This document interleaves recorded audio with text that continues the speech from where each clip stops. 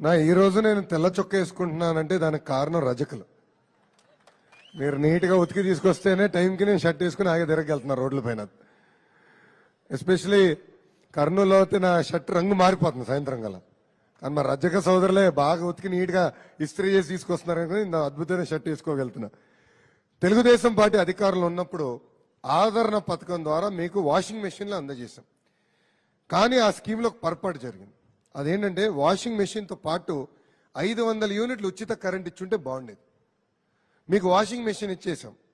మీరు washing machine ఇంట్లో వాడటం మొదలుపెట్టిన తర్వాత ఏమైంది, యూనిట్లు మీరు ఈ వాషింగ్ మెషిన్ కరెంటు తింటుంది.